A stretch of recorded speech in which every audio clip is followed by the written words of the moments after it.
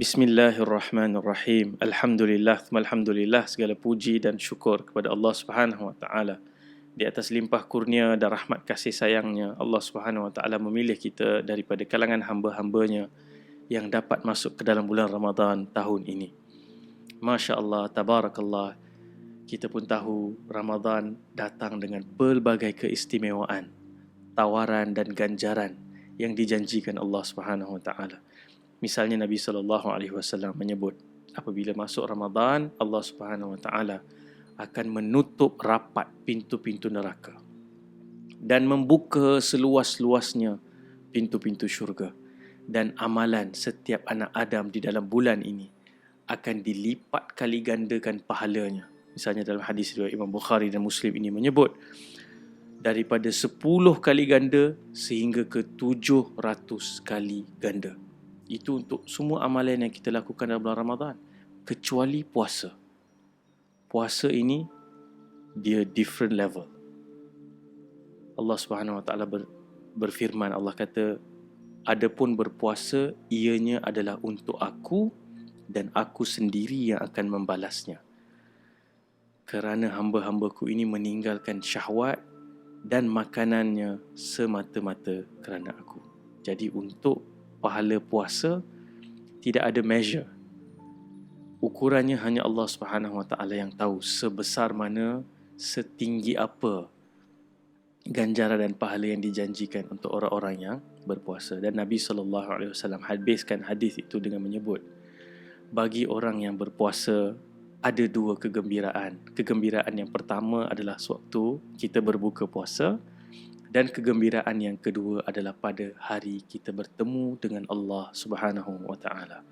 Moga-moga Allah pilih kita daripada kalangan hamba-hambanya yang pada hari kita bertemu Allah Subhanahu Wa Taala, kita bertemu dalam keadaan kita gembira. Dan bila kita sebut tentang Ramadan, ianya sinonim dengan banyak benda lah. Ada orang sebut ini bulan puasa. Tentunya puasa diwajibkan dalam bulan ini bagi orang yang cukup syarat dan kelayakannya. Dan ada lagi banyak perkara yang dikaitkan dengan Ramadan, bazar Ramadan, ada jualan mega sale Ramadan dan sebagainya. Cuma apabila Allah Subhanahu Wa Taala memasyhurkan bulan Ramadan di dalam Al-Quran, Allah menyebut Syahrul Ramadan alladhi unzila fihi Al-Quran hudan linnas. Allah Subhanahu Wa Taala sebut bulan Ramadan ini diturunkan padanya Al-Quran sebagai petunjuk buat seluruh manusia. Tak kira dia Muslim ataupun non-Muslim, dia tinggal di mana pun di atas muka bumi ini, bercakap bahasa apa, etnik keturunan apa, Quran turun dalam bulan Ramadan sebagai petunjuk kepada seluruh manusia. Dan bila kita sebut tentang Quran, Quran ini apa? Quran ini kalamullah, kata-kata Allah Subhanahu Wa Taala. Jadi bila kita membaca Al-Quran, kita berinteraksi, bertadabbur ayat-ayat Allah Subhanahu Wa Taala, kita sedang mendengar Allah Subhanahu Wa Taala bercakap dengan kita. Itu adalah satu hubungan yang mana dalam konteks kita membaca Al-Quran, Allah sedang bercakap dengan hamba-hambanya. Dan ada banyak cara, kaedah, angle yang Allah Subhanahu Wa Taala gunakan sewaktu bercakap dengan hamba-hambanya. Ada ketikanya Allah memberikan khabar gembira, memberikan galakan, menjanjikan ganjaran-ganjaran yang mengujakan. Ada ketikanya Allah memberikan amaran dengan tegas, Allah melarang sesuatu, Allah memberikan gambaran azab yang pedih supaya kita menjadi takut dan meninggalkan perkara-perkara yang boleh membawa kita ke lembah azab dan kehinaan. Dan kalau kita lihat dalam proses Allah menceritakan kisah, memberikan panduan, petunjuk, Allah Subhanahu Wa Taala seringkali menggunakan nama-namanya yang pelbagai di dalam Al-Quran. Kalau kita fikir, perlukah Allah Subhanahu Wa Taala memperkenalkan dirinya dengan demikian banyak nama-namanya yang indah itu? Kalau Allah hanya memberikan arahan, kamu semua adalah ciptaan aku, sembahlah aku, jangan syirikkan aku. Kalau kita fikir itu sudah memadai. Kerana memang tidak ada Tuhan selain Allah dan tidak ada entiti lain yang berhak disembah melainkan Allah. Tetapi oleh kerana salah satu perkara yang paling bold, asas dalam agama ini adalah relationship, hubungan seorang hamba dengan Tuhan. Lalu Hubungan itu hanya boleh dibina dengan adanya aspek kita mengenal dengan siapa kita berhubung.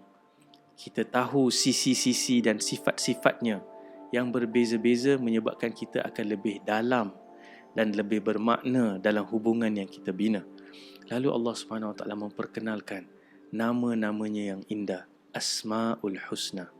Dan Allah sebut untuk apa Allah perkenalkan nama-nama itu. Satu, untuk ketika Allah bercakap dengan kita supaya kita dapat memahami dengan sisi angle yang tepat. Sewaktu Allah bercakap tentang soal rezeki, Allah menggunakan nama-namanya yang tertentu. Ketika Allah menyebut tentang kekuasaannya, kerajaannya, Allah menggunakan nama-nama tertentu.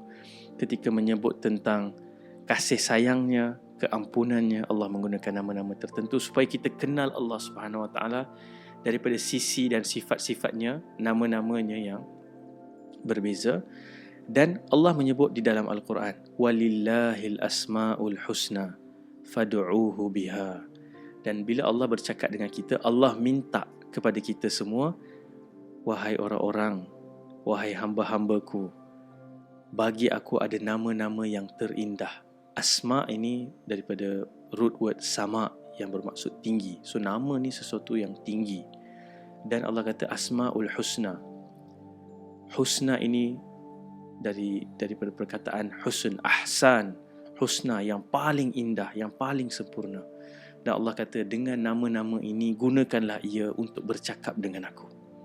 Dan kalau kita sambung balik ayat yang kita baca tentang Ramadan tadi, selepas Allah cerita tentang bulan ini bulan diturunkan Al-Quran, petunjuk bagi manusia, kemudian ditetapkan untuk kamu berpuasa dan disebut sedikit tentang hukum hakam berkaitan dengan puasa, kemudian Allah sebut wa idza sa'alaka ibadi anni fa inni qarib ujibu da'watad da'i idza da'an. Dan Allah menyebut bahawa bulan ini seolah-olah bulan yang sangat istimewa untuk hamba-hambanya mencari, memanggil, bercakap dengan Allah Subhanahu Wa Taala. Dan Allah janji, ujibu da'watad da'i idza da'an. Aku menjawab panggilan hamba-hambaku, siapa pun yang memanggil. Tak ada syarat kelayakan ya untuk bercakap dengan Allah Subhanahu Wa Taala, untuk memanggil Allah Subhanahu Wa Taala. Siapa pun dia panggil, dia bercakap dengan Allah Subhanahu Wa Taala, Allah kata, aku akan jawab panggilan itu. Dan Allah dalam ayat tadi menyebut, panggillah aku dengan nama-nama yang indah itu. Kerana hubungan keakraban, meaningful relationship, itulah yang sebenarnya menjadi refleksi kepada amal saleh yang kita lakukan, kepada kesungguhan kita meninggalkan maksiat dan dosa, kepada semangat kita mempertahankan identiti kita, kepercayaan kita untuk terus berada di jalan yang lurus. Dan apabila bercakap tentang hubungan dengan Tuhan ini, saya teringat satu peristiwa sewaktu hujung tahun 2018. Dulu waktu kami di pejabat, kami ada satu rutin yang mana ada beberapa orang staf, misalnya 20-30 orang ni, setiap staf ini akan ada giliran untuk berkongsi, sharing sesuatu yang rare tentang diri mereka ataupun pengalaman mereka setiap minggu. Jadi adalah kawan-kawan yang ada hobi yang eksotik, yang pelik-pelik sikit, ada yang ada pengalaman travel yang luar biasa, pergi ke tempat-tempat yang orang tak pernah pergi, hiking misalnya, cycling dan sebagainya. Dan saya masih ingat itu adalah pembentangan yang berlaku pada hari pertama saya masuk ke office itu. Dan sahabat ini sedang bercerita tentang pengalaman dia travel secara solo, berbasikal. Dan diceritalah ada waktu-waktu yang dirasa takut ketika cuaca menjadi ekstrim, salji, ribut. Ada waktu tidur malam dalam keadaan ketakutan. Ada waktunya teruja melihat keindahan ciptaan Tuhan. Ada ketikanya berasa gembira disambut oleh strangers, orang yang kita tak kenal tapi begitu memuliakan tetamu. So dia menceritakan roller coaster emosi yang dia lalui dan disebut, walaupun aku dalam perjalanan itu sendirian, lonely, alone, tetapi aku sentiasa rasa Allah adalah kawan baik aku. Masya Allah. Perkataan itu berbekas sampai saya ingat pada ketika ini. Dan bila malam tadi waktu saya nak tertidur, saya teringat dia sebut Allah kawan baik tu. Tiba-tiba dia call daripada Bangkok. Dia nak tanya sebab tiba-tiba dah umum berpuasa. So dia kata, esok aku nak balik dah ke Malaysia, macam mana ni, aku nak kena puasa ke tak dan sebagainya. Saya rasa macam meremang. Wow. luar biasa. Dan tapi itulah dia, hubungan keakraban dengan Tuhan, sehingga kita rasa macam sangat dekat, sangat akrab. Dan pada bila-bila masa kita boleh panggil wahai Tuhan, kerana kita bukan hanya bercakap dengan Tuhan, memanggil Tuhan di atas tikar sejadah, bukan hanya di dalam masjid ataupun surau. Kita berinteraksi dengan Allah Subhanahu Wa Taala. Hubungan kita itu kita manfaatkan sepanjang waktu melalui kehidupan ini, waktu driving, waktu travelling, ataupun waktu kita melalui mungkin fasa-fasa yang sukar. Ada waktu kita tengah kesedihan yang amat mendalam, kehilangan orang yang kita cintai, yang kita kasihi. Kita dibebani dengan perasaan rindu yang begitu mencengkam, dan kita bercakap dengan Allah Subhanahu Wa Taala, mengadu rasa kepadanya. Ada waktu kita sedang terlalu gembira menyambut kelahiran bayi yang dinanti-nantikan sekian lama, ataupun kita mendapat rezeki, dijodohkan, bertemu dengan jodoh yang begitu istimewa. Pada ketika itu kita bercakap dengan Allah Subhanahu Wa Taala, bukan dengan doa yang mungkin dibacakan oleh orang lain, ataupun kita membaca dalam keadaan kita tak faham apakah kalimah-kalimah itu maksudnya, tapi kita bercakap daripada suara hati kita yang paling dalam.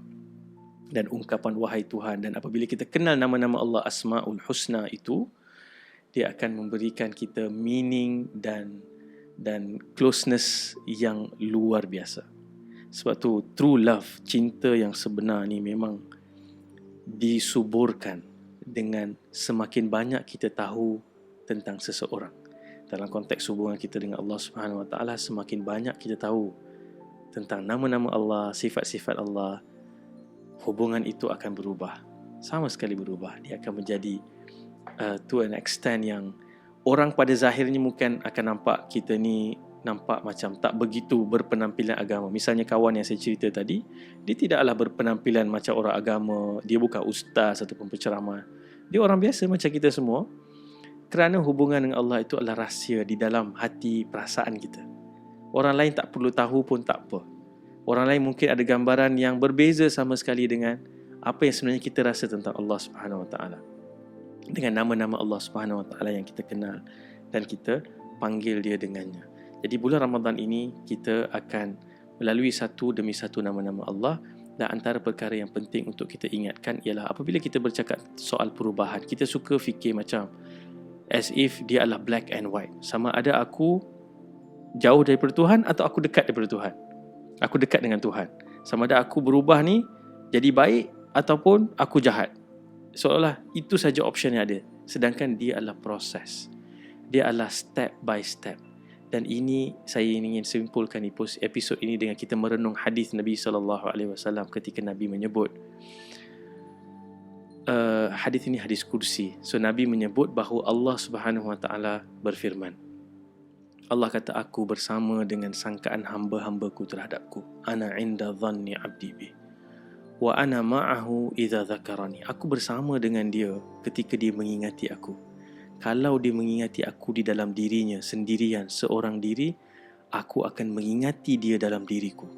Kalau dia mengingati aku dalam kumpulan, misalnya macam kita ni, podcast series Wahai Tuhan ni, kita cuba ajak rakan-rakan dengar, kita ingat Allah sama-sama dalam satu kumpulan. Allah kata Allah akan ingat kita semua dalam kumpulan yang lebih baik daripada kumpulan ini, iaitu bersama para malaikat yang agung dan mulia. Dan Allah kata ini poin yang begitu penting. Wa in taqarraba ilayya bishibrin, kalaupun seorang hamba itu mendekatkan diri kepadaku hanya dengan satu jengkal, aku akan datang kepada dia dengan satu hasta. Kita bagi sejengkal. Sejengkal ni apa tuan-tuan? Very little. As if macam tak ada movement yang signifikan satu jengkal. Tapi Allah kata aku akan datang kepada dia sehasta.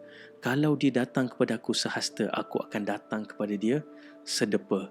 Dan ending hadis ini begitu menyentuh perasaan apabila Allah kata kalau dia datang kepada aku berjalan dengan perlahan. Wa in atani yamshi ataituhu harwalatan. Aku datang kepada dia dengan jalan yang cepat, dalam keadaan berjalan yang laju. Ada sebagian terjemahan menyebut dalam keadaan berlari.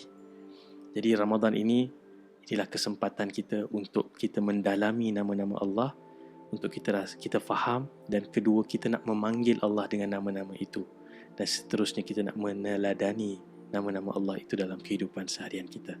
Jadi ini adalah episod pembukaan. InsyaAllah esok kita akan mulakan dengan episod yang membincangkan nama Allah Subhanahu Wa Taala yang pertama di dalam siri Wahai Tuhan. Sekian, Assalamualaikum warahmatullahi wabarakatuh.